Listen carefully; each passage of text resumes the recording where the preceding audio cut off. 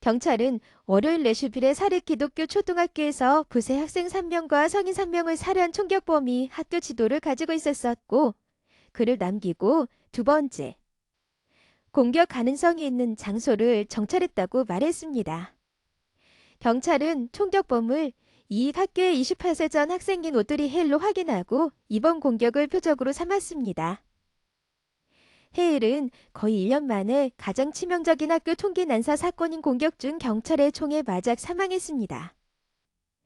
존 드레이크 메트로 내슈빌 경찰서장은 기자회견에서 헤일이 총기를 소지한 채 연문을 통해 총기를 난사해 코번트 스쿨에 들어갔다고 말했습니다.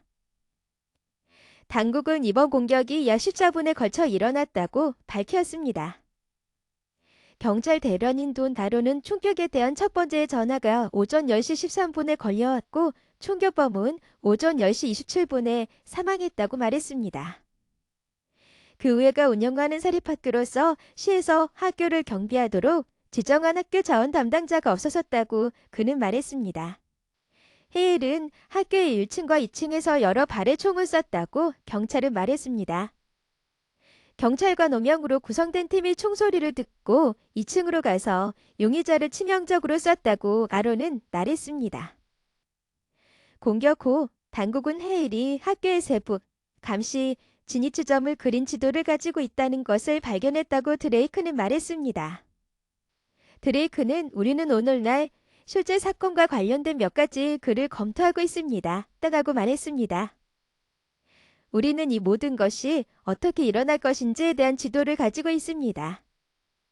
수사관들은 또한 총격범이 다른 장소를 목표로 했을 수도 있다는 것을 발견했지만 그 사이트가 너무 많은 보안을 가지고 있었기 때문에 이어 평가를 한 후 그 아이디어를 포기했다고 드레이크는 말했습니다.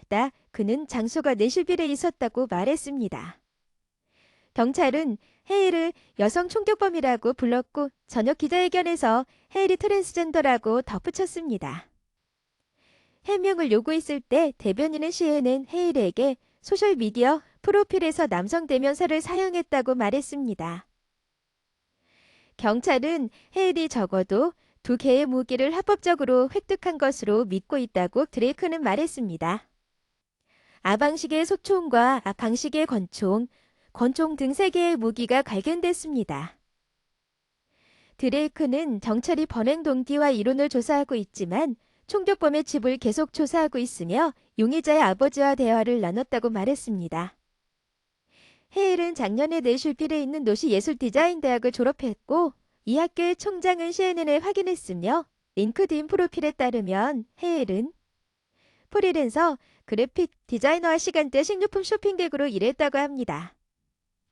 내슈빌 경찰은 월요일 오후 희생자들을 이 학교의 9세 학생인 에블린 디크하우스, 할리 스크럭스, 밀리언 키니, 62세 신지아 피크 60세, 캐서린 쿠색 61세의 마이크 힐로 확인했습니다.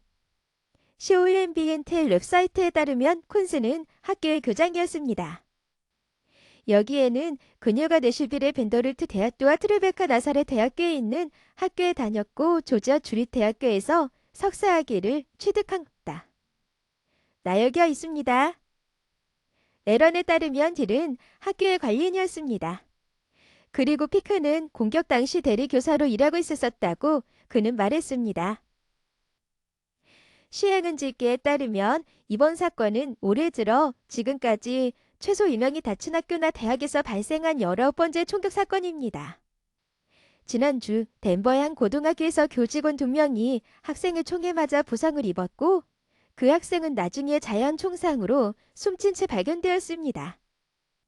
6명의 희생자가 발생한 월요일의 공격은 이 조명의 사망자를 낸 지난 5월 텍사스주 우발데에서의 극악무도한 공격 이후 가장 치명적인 총격입니다.